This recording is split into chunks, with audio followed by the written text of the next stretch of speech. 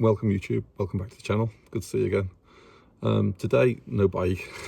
It's just been too wet and the lanes are just thick mud, and so but I did want to get a video out to you about some tips that really nobody talks about in terms of solo riding. So I'll go through a few tips or things that I suggest are good things to do. Yeah, and stay to the end because I've got one that's going to actually save you money and take a load of stress out of you. So let's dive in straight after this.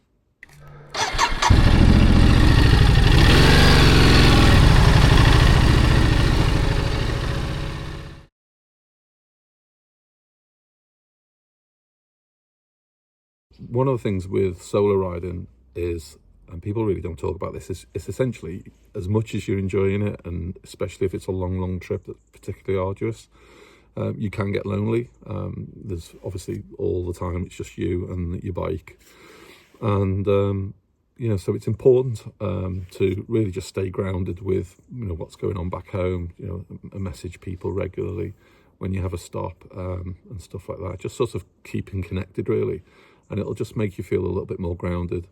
But it's also a good safety feature. So essentially, when I'm going point to point or I'm going on a long trail ride, and signal might be bad, I don't know because I've not done it before, it's really just good practice just to sort of message somebody and say, hey, this is where I am, this is the route I'm intending to do, I should be finished by about 3-4 o'clock, and should get a message back from me just saying all is well. So it's a good little safety feature really. So if suddenly you are stuck on the trail, something happens to you on the trail, and you're obviously days from help, the other person can just start to say, well, I haven't heard from him.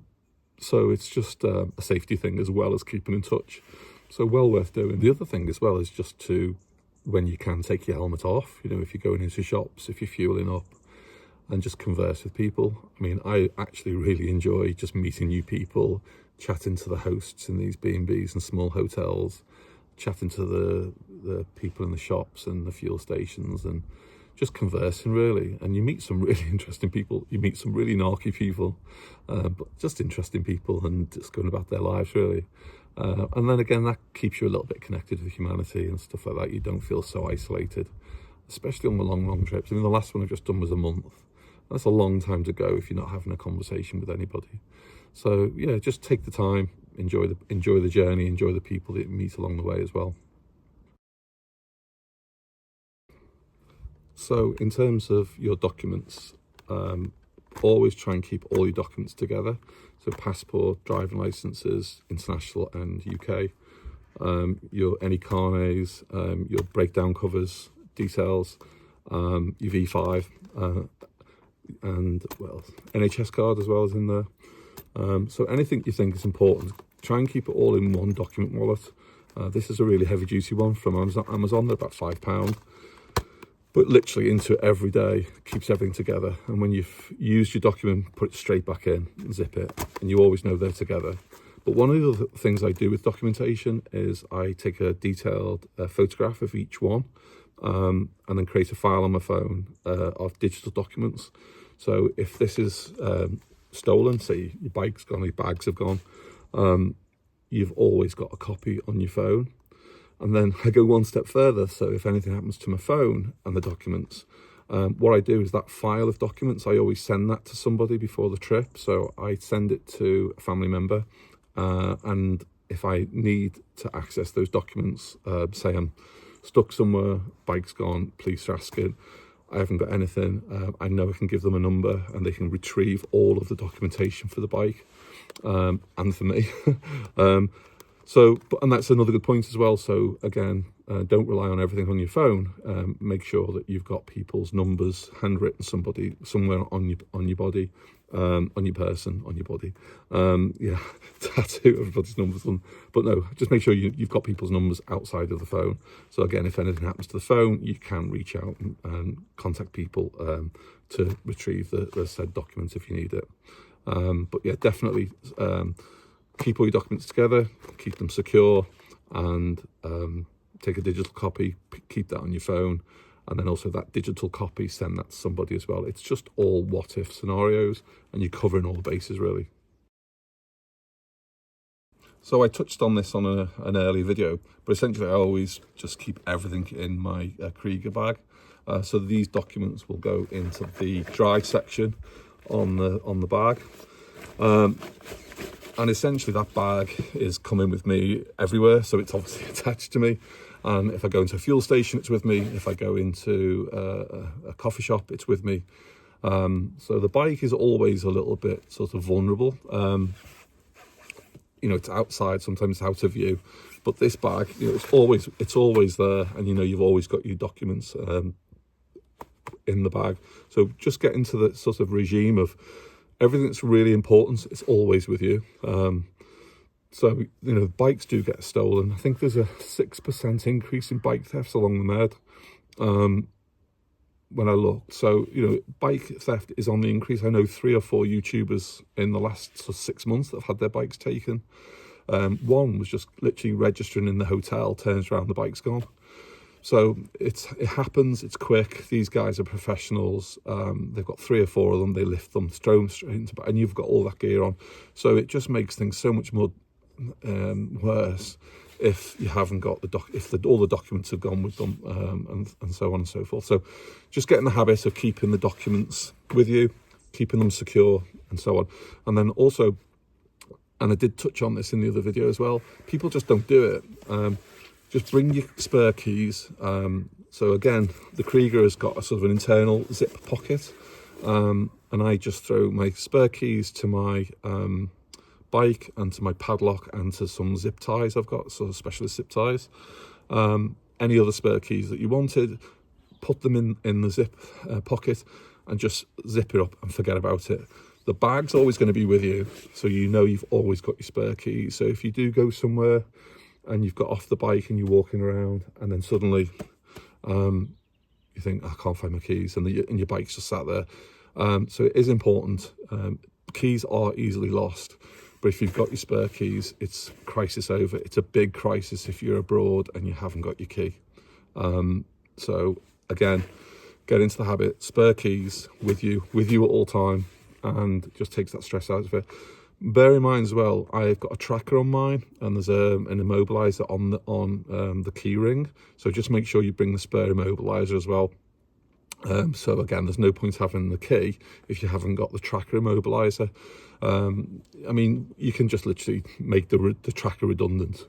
But yeah, if you've got the spare tracker as well, it's happy days, isn't it? So yeah, so documents in the bag, peace of mind, 100%. Documents are digitized, they're with a friend that you know you can count on, a family member, and then you've got spare keys. Anything happens with your key, can't find it, I've gone to a petrol station, I've had the coffee, I've walked around, I might have gone for a pee in the bushes over there, and yeah, I can't find the key. So peace of mind that you have got the spares with you as well. So in terms of first aid, you need to take a little bit more if you are going distance and remote for any lengths of time and you're on your own. So there's no point taking a small £5, £10 Halfords kit, purely because that will just be some simple bandages and a couple of plasters. So essentially what you need to do is have dedicated space for first aid that hopefully you never need to access, but this is mine. So I'll try and talk this through with one hand, but essentially you should have all of your normal first aid requirements, lots of bandages, plasters and things like this, in a waterproof grab-to bag, small scissors and things like that. So everything's traditionally in there, but again, try and go a little bit more than the Halfords brand, try and go for the professional Medi brand stuff. But most of the time on a foreign long trip journey, most of the things you're going to get is actually just cramps, diarrhea, headaches and things like that, because your diet's not very well and you're drinking different water with different bacteria that those people are used to. You're just not simply used to it. So it can get upset stomachs, you can get indigestion and things like this. So just having plenty of Imodium, Gaviscon type tablets, and ibuprofen and aspirin, So making sure that you've got plenty of that, depending on the length of the journey that you're going on. But that's probably, those tablets alone will probably be just the go-to that you go to the first aid for. Upset stomach, you've got some indigestion and so on. So make sure you're carrying that. Honestly, you can spoil your trip and have a dreadful time if you've got diarrhea and you're solo riding. It's just not fun at all. So make sure you got that as well. The other thing is most of the injuries sustained solo riding, if you are going to fall on the bike, it's going to be sprains, maybe broken ankles, broken fingers, broken hands, wrists, and things like this. So you need to know how to deal with that. Honestly, if you are going off-road, strongly suggest you go on to a first aid course, and not just a traditional first aid at work course. Go on a sort of an expedition type first aid. I've done the Rec level 4 for sort of expedition, and that takes into things like catastrophic bleeds, which I'll go into, and also major trauma, sprains, breaks, and things like this. So definitely do that, because you're self-reliant. If you have a bad injury, yes, you can hopefully reach out and get help come in, but it could be a few hours before it gets there. And things like with a catastrophic bleed, that's the difference of life and death. For the things like sprains, ankles, and things like this, breaks, again, you're on your own, so you've got to either get yourself out of that area that you're in if it's remote. So it depends on you. It's just down to you. No one talks about this, but it's a reality check. I've never had to go into anything of this serious stuff, but it's good to know if I know what to do if it happens, and it can mean the difference of life and death, can't it? So, and also, even though you've got to carry all this yourself, if you're with group riders doing, again, same remote, at least have one of those guys in that group that are trained if anything happens like that. So we've talked about so you need to understand things like the SAM splint. So being able to sort of splint up fractures or really bad sprains. There's no weight to this at all. It's quite malleable. It goes into the bottom of the lone rider bag. So the SAM splints are important. You can make makeshift ones up if there's wood. Obviously branches and twigs and things like that, you can make one up. But sometimes if you're in the desert, you'll only have sort of rocks around you. So understand the SAM splint, how to use that. The other thing is then I talked about catastrophic bleeds. So there's a few things to understand on that. One is just very, very bad bleeds, bad cuts and abrasions. Then you can start to learn how to use the Israeli bandage. Again, you go on that course to understand how to use the Israeli bandage, but it's like a semi-tourniquet bandage that sort of really packs down onto the wound and obviously keeps it in place. So if you have come bad onto rocks, especially where it's sort of sharp rock, you can slice open badly, apart your arm or your hands or whatever. But certainly arms and legs, Israeli bandage. And then the other thing then is tourniquet use. So understanding when you use a tourniquet and how to use it appropriately, because they are serious in terms if you apply them wrong. So tourniquet is obviously to stop a catastrophic bleed, but in conjunction with these hemostatic granules, which essentially you've got two types. You've got bandages that you push down into, and they are the same, or you can pour the granules into the wound, and again stops the bleed, and then you can wrap it. But again, understanding how hemostatics work and tourniquet use as well. If for whatever reason you have a serious fall and you're on your own, you're hours and hours from help, having a major bleed and being able to sort that out is critical. There's no joking aside from it. It's just critical. Certainly in the UK, not so bad. You're probably only ever half an hour away from emergency services. But certainly in some of the more remote places in Europe, you could be 1 to 2 to 3 hours away from help. And if you have a serious bleed, that's the difference of life and death, really, and you're on your own. So just think about it. Not doom and gloom, just being really proactive, having the skills to be able to deal with this appropriately and safely, and so on.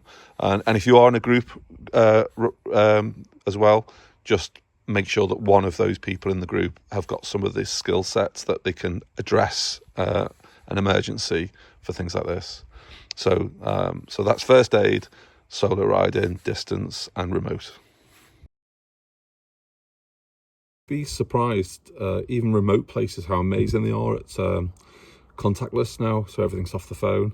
So you can pay for anything, a coffee and anything, in these really remote cafes, and they'll take your card. There's one place that even was like a toll road for £1 and took the card. So amazing, really. But definitely have some cash with you. You just don't know when you're going to need cash, and you can always sort of change it back. So I took a load of euro, always take sort of the country's currency with you.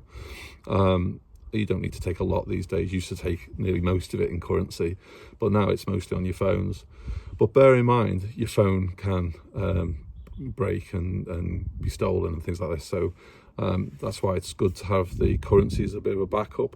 And also, on the same point, take your credit cards or your debit cards.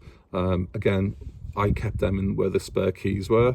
So essentially, where the keys were in that zip pocket, lock and forget, just keep them in there. You won't really need to access them. I don't think in the last trip I accessed them at all, but they're there again if you need them. Now this one is going to upset people. So essentially I've watched with real interest the whole issue of mobile phones, smartphones. They're getting better and better. The apps on them are superb. I can't fault them. Google Maps is really, really accurate across all of Europe. Street by street detail. You can throw in addresses, you can just zoom in, click, and you can take you there. So I can't fault the technology or the apps at all. But what is interesting is people are starting to use them for track work. The concept of having the quad locks for the phones and vibration dampers and all of this. It's all good stuff, and I've actually got one on my Ducati.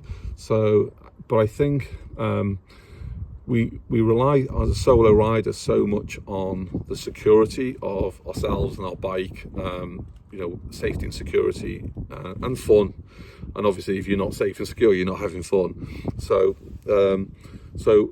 for me, I'm very sort of wary when I use my phone on the bike. I need my phone. I need my phone to pay for things. I need my phone to contact for emergencies. If I'm on a remote trail, something happens, fingers crossed I've got reception. I need it for emergency. I need it for a lot of other things other than just GPS and tracking and track work. And the amount of people now that are relying on their mobile phones, they're throwing them on the console, and they're going through all weathers. They're dropping their bikes. The bikes are wide open for someone to grab the phone, which happens. I think there's about 30-40 instances every day in Europe on phone grabs. So I mean, look at London, but this is just people coming through on traffic and grabbing your phone. So it does happen. So if you're a lone rider and you have a lot of reliance on your mobile phone for all of those things, security, paying for things, contacts, just keeping the solitude away by keeping in touch with home and things like this, the last thing you need to do is break it or wreck it or have it stolen because it's right on the console of your bike. So I'm very cautious. I'll only put it on if the main, I use this ruggedized unit from Garmin. Really, really good piece of kit. It's about 98% accurate. There's some of the more modern roads on the base map yet. I think you can probably pay for the new one. I just haven't paid. But in terms of track work, I mean, I was going over really remote places and it was picking up the tracks detail, really, really detailed in. So, and the Tabernas range, if you've ever been over across Tabernas, it's just literally a crisscross network of trails and tracks going on for miles, going up and down and whatever. and I was able to sort of work my way back out because I was lost, but this got me really back out.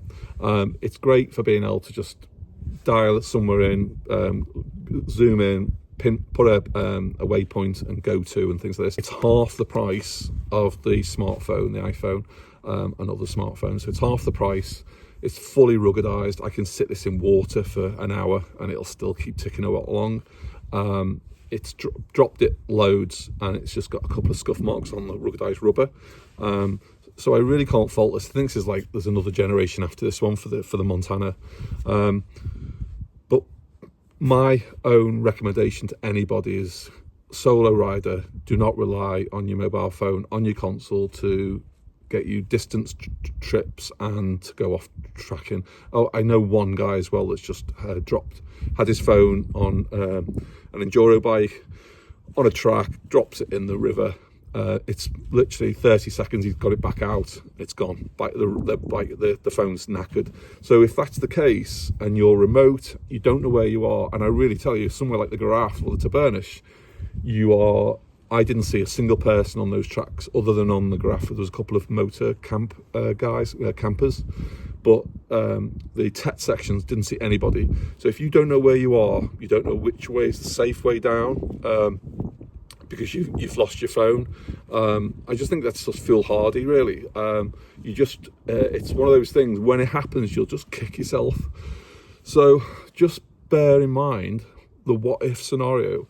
What if someone grabs the phone? I haven't got ways of paying for things. I haven't got things. So hopefully the way that you've got your system developed, where you've got backups and you've got cards and cash and as emergency funds, you've got that covered. You've got people's numbers abroad, so you can get that covered. You've got all your documents, got that covered. Just think the same way as your mobile phone, that you're using it for just mapping and track work. I just think invest in a ruggedized GPS. This is fit for purpose. This is what it's designed to do. The mobile phone, it's like an add-on, and I think you're just taking too much risk. I know people are going to slam me saying, oh, I use mine and it's fine, and that's brilliant. But I know if I have a really bad fall, this is going to keep working. And even if it doesn't, my backup is going to be my mobile phone to get me out. If you're using your mobile phone, you've got zero backup. And I've had this debate with people, and actually people come round to thinking, actually, you're right. The other thing to do is just maybe if you've got an old iPhone, if you've upgraded, keep your other iPhone as purely GPS and track work then. But if it's your primary communication tool, banking tool and everything else, go for a ruggedized unit. Don't rely on quad locks and your vibration dampers and all of this. Just trust me on that one. So we're still talking about security. So this time it's about security of the bike. I read a lot of people saying you don't need to take locks and padlocks and chains and things like that with you. And I totally disagree. If you're with a group, maybe one of the guys in the group's got a cable and you can cable bikes together and things like this. But predominantly, again, we're talking about solo riding, so you need your bike to be safe. That's your companion, that's your transport, that's what's getting you A to B, that's what's getting you home. And you want to be able to relax as well. So if you are somewhere and your bike's out of view, you want to be able to relax that actually I've got some sort of deterrent on it. So I, for one, always would recommend taking some form of security, whether it's a cable or whether it's a padlock. So for me, I take the hip lock, this DX1000. I think it's heavy. I don't know what the weight of it is, but it actually fits really well. It just fitted really well under the saddlebag. So I zipped it up and it was there. So it was sort of zip and forget really until I needed it. And I used it quite a lot, just as sort of a deterrent really. I know it's never going to stop a determined thief or a gang. They're never going to be able to cut through this before I get there. So essentially, it's just that peace of mind. And as I say, there was a few hotels I knew how to park in the street. And you can't see the bike. You're relying. You wait. It's that feeling. You're getting up in the morning, and the first thing you do is go and check is the bike still there. It's a horrible feeling. But yeah, solo rider, you rely on it. You haven't got anyone to fall back on, so just take some security for the bike with you. You'll be glad you did, and I know it's a faff taking some more weight, but yeah, just trust me, you'll enjoy the whole journey more knowing your bike's secure at night and things like that. So you can't always rely on a secure car park or underground car parking or whatever, so take some security with you. So now we're going to talk about hydration and sort of keeping hydrated. But effectively, I've took the bag that I have has got 2 litres of water, and definitely on the start of every day, clean that out, fresh water. Don't use tap water from any of these hotels or wherever you are, especially obviously I'm talking about abroad. Try and always use the bottled water. There's probably nothing wrong with their water, but their bacteria and stuff like that is different to ours. So your stomach, you can get upset stomachs purely because your body's not used to some of that bacteria that's in their waters. So you're always best having the filtered bottled water. So yeah, and they're like 40 cents, so they're pennies. So just fresh water in your bladder bag, and you've got 2 litres. This is important, not so much for tarmac days, although I still go to and sip away. But it's more important if you're doing any track work. So things like the ACT and the TET, they're full days, they're long days. And if you're going in the summer, you've got all that physicality and it's going to get hot and you're going to need water. You're going to need to be able to hydrate. So bear that in mind. But one of the things that I picked up from a Dakar documentary is the guys don't just do water. And it's very much from the mountaineering days as well. It's like little and often. Don't drink when you're thirsty, because already then you've already become dehydrated. So always just little and often. Every time you can think about it, just take a sip of water, especially if you're hot and you've got that physicality. So little and often through the day. 2 litres is the minimum, really. If you can, if you know it's going to be really, really hot, you should really take 4 litres. So put a bottle of water, fill your bladder and put a bottle of water in as well. Or if you go in areas that there's streams, just have a small filtration cap, which I've got as well. So you can just literally grab a load of stream water and filter it on the move. It gives you another 2 litres without the weight. But one of the things I picked up on the Dakar was these guys, because especially in Spain and France and Germany, I suppose, you're not eating that well, really. You're sort of on the road and you're eating pies, biscuits, you name it. You're not really eating healthy food. I was like eating tons of cheese and ham and bread. So the idea is that if you are hydrating with fluids, if you just drop one of these tabs into every bladder, so this will take 2 litres, one of these tablets, and they're about this is about 4 or 5 quid from Tesco's. But essentially, it just dissolves. It makes the water like a blackcurrant flavour. There are other flavours, but it's really, there's no weight to them. They stuff anywhere. I took two tubes with me, and you just put them into your bladder. They dissolve in the bladder, and you've got blackcurrant water. The only thing, what it does actually, it gives you all minerals and salts.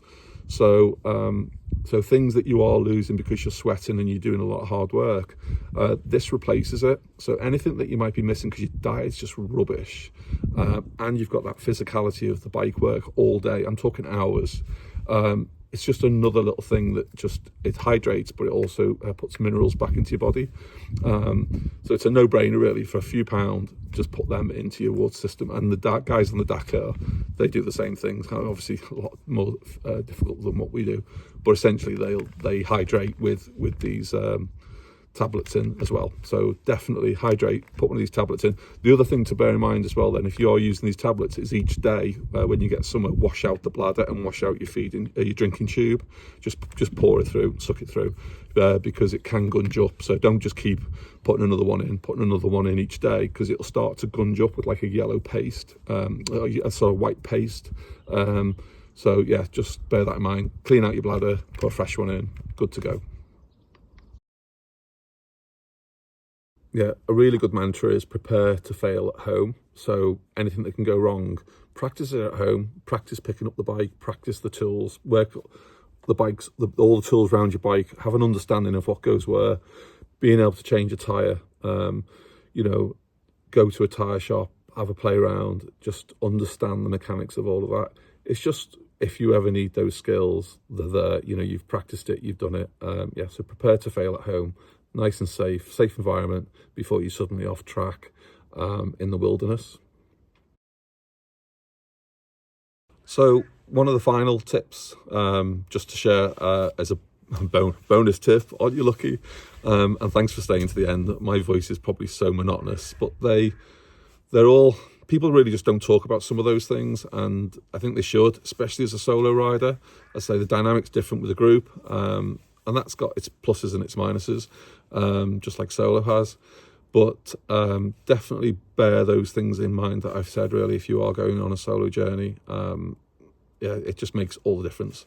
But the bonus tip, I did promise you, bonus, but essentially is one of the things I was really stressing about post-COVID is the whole European breakdown and mobile phones and usage and stuff like that. And it's a real quagmire of disinformation, really.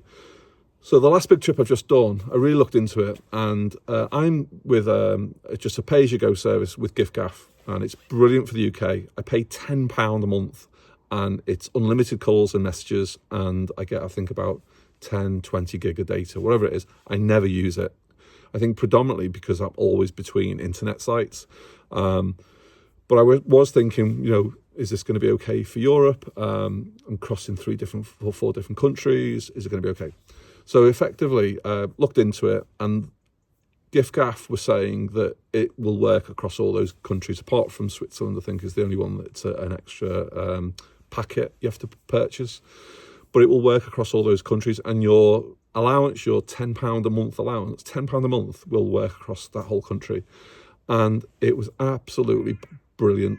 So I was confronted with about 3 different companies that wanted to charge me like 50, 60 quid to have a packet put on that will get me across Spain, Europe, Portugal, Lithuania, Germany, Italy.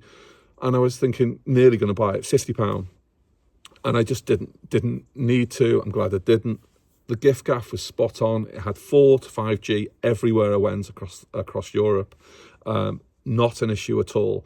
And the only thing I did notice, because obviously I'm not within internet reach all of the time, I did use up the 10 gig of data, but all I did is buy an extra 10 gig of data, which was £9 from giffgaff, which lasted me, because I think I got through about two weeks. So the £9 actually lasted me the other 2 weeks before I was back in the UK.